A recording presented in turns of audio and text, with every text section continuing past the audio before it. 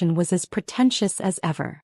I parked my modest Tesla Model 3, deliberately chosen over my Bentley collection, between her Rolls-Royce and our brother Michael's Ferrari, already anticipating their usual comments. I adjusted my simple black turtleneck, a custom Tom Ford that they'd mistake for retail, and checked my phone. The screen displayed an urgent message from my CFO. 3 more Morrison family businesses had just triggered our default protocols. Look who finally left her little office, Catherine's voice carried across the circular driveway. Still playing with that investment firm, Grace? If they only knew that my little investment firm, Phoenix Capital, secretly controlled most of their company's debt through a complex web of subsidiaries and shell corporations.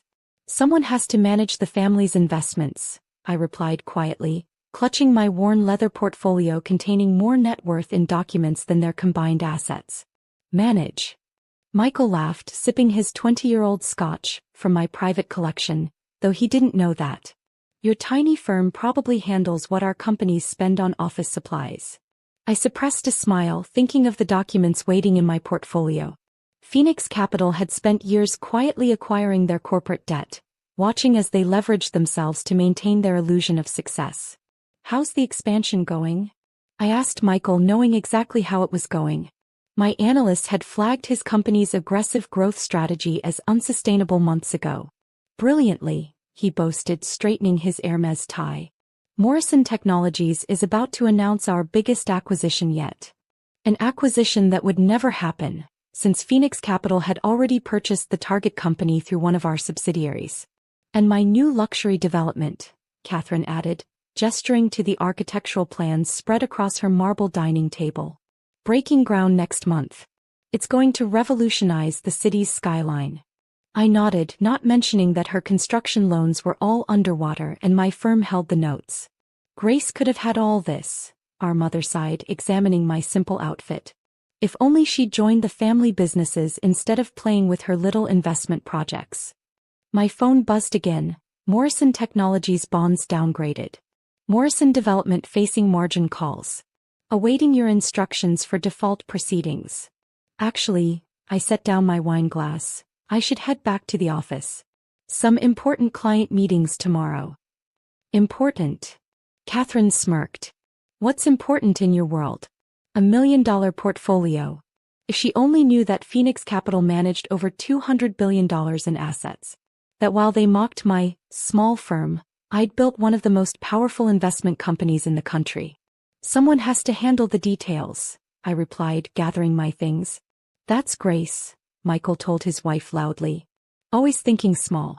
While we're building empires, she's probably still analyzing spreadsheets in her tiny office. My tiny office occupied the top 3 floors of the city's most prestigious building. The same building where, tomorrow morning, their empires would begin to crumble. Don't forget the family brunch next weekend, Mother called after me. Catherine's celebrating her new development project. I smiled as I walked to my car. There wouldn't be a celebration next weekend. By then, they'd all know exactly what kind of empire their small-thinking sister had built. My phone lit up with another message from my CFO. All preparations complete for tomorrow. The Morrison family won't know what hit them. Perfect, I typed back. Time to show them what playing entrepreneur really looks like. The morning sun hadn't cleared the Manhattan skyline when my office phone started ringing. Every major financial news outlet was reporting the same story. Morrison family businesses were collapsing simultaneously across multiple sectors. Ms. Morrison, my assistant Jane appeared at my door. Your family has been trying to reach you. Your sister has called 23 times in the last hour. Your brother is in the lobby, demanding to see Phoenix Capital's CEO. I smiled, watching their company's stock prices plummet on the wall of screens before me. Morrison Technologies down 45%. Morrison Development facing margin calls. Their carefully constructed empires crumbling in real time. Has the board been notified? I asked, straightening my now obviously expensive suit. Yes. They're assembled in the main conference room. And... Jane hesitated. Your mother sent a text. She wants to know if you have any business connections who might help. I stood up, looking out over the city from my corner office. Time to show them what kind of connections I really have. The messages kept flooding in. Catherine, Grace, emergency. Need financial help now. Your investment experience might be useful for once. Michael, whatever contacts you have, we need them. Family crisis. Call immediately. Mother. Darling, remember that investment firm you work at? Do they handle corporate restructuring? I set my phone aside, watching news vans gather outside Morrison Technologies headquarters. Their empires were falling, and they had no idea that their salvation, or destruction, rested entirely in their small thinking sister's hands. The board is ready, Jane announced. And your brother is becoming insistent. Let's not keep them waiting then. The elevator ride to the conference room gave me time to reflect on years of dismissal, of snide comments about my little investment firm, of being the family disappointment. The board members rose as I entered, titans of finance who'd backed Phoenix Capital from the start, who'd seen what my family couldn't. The Morrison situation is proceeding as expected, our CFO reported. Their debt obligations have triggered across all subsidiaries. They're completely exposed. And the takeover options? I asked, though I already knew the answer. Ready to present. They'll have no choice but to accept our terms. My phone buzzed again. Catherine had sent a video message, her perfect composure finally cracking. Grace, please. If you know anyone at Phoenix Capital, we need help. Michael's not handling this well. Ms. Morrison, Jane interrupted. Your entire family just arrived in the lobby. They're demanding to meet with Phoenix's CEO.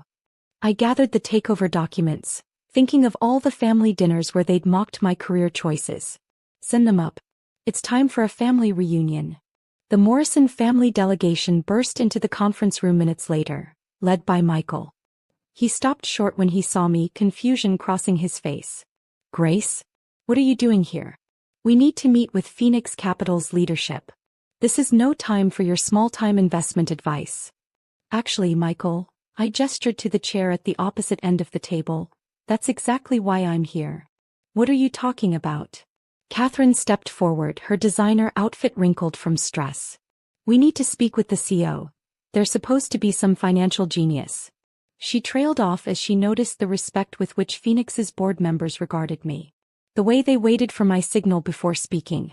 The financial genius, I said softly. Did you never wonder who built the firm that now holds all your corporate debt? The color drained from Michael's face as realization began to dawn. No, it's impossible.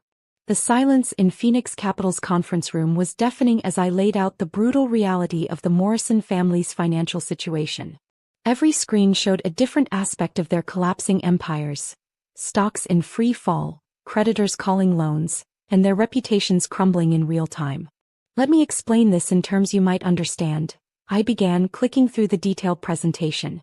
Phoenix Capital now controls approximately 78% of your combined corporate debt. Every loan, every bond, every leveraged position. It all answers to me. But, your little investment firm. Catherine's voice trembled.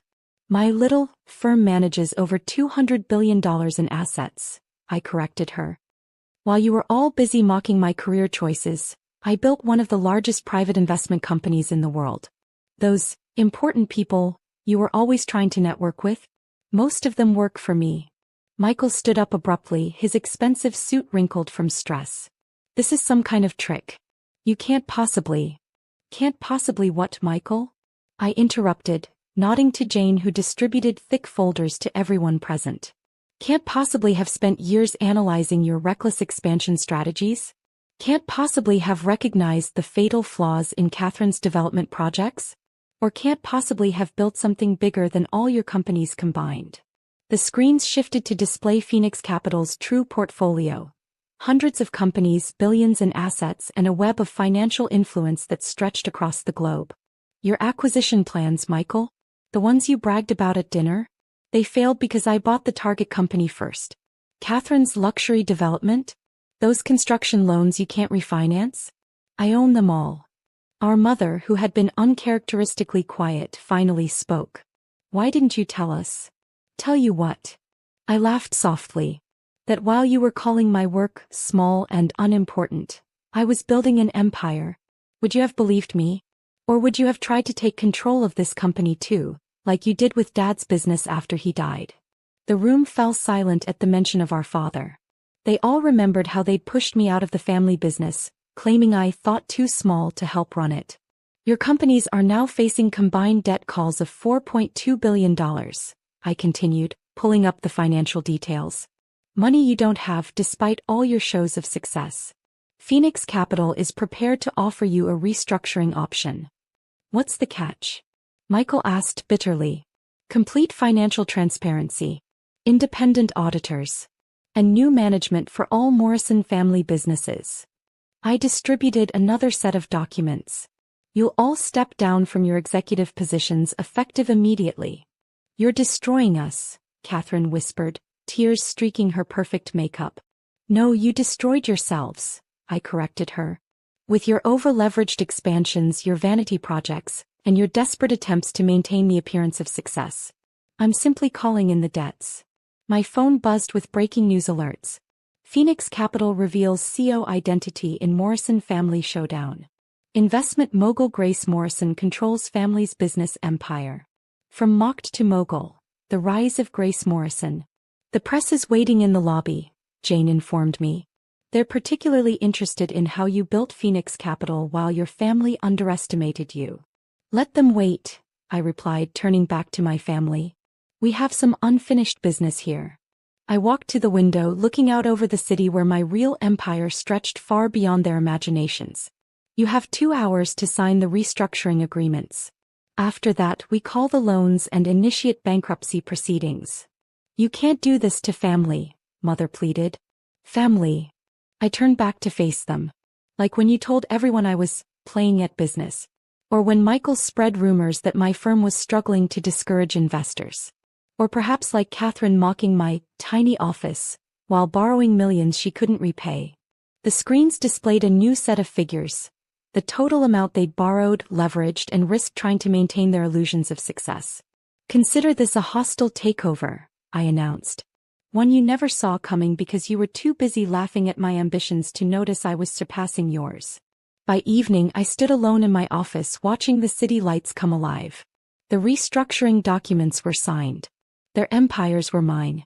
The press was having a field day with the story of the underestimated sister who now controlled her family's fate. Your family has left the building, Jane reported. Though your mother left this. She handed me an old photo of me at my first office opening, small and hopeful, while my family stood in the background looking unimpressed. Frame it, I decided. Put it next to our latest financial statements. A reminder that success doesn't need their approval. My phone hadn't stopped buzzing with messages from family members. Some angry, some pleading, all too late. One from Catherine caught my eye. I understand now. Why you let us underestimate you.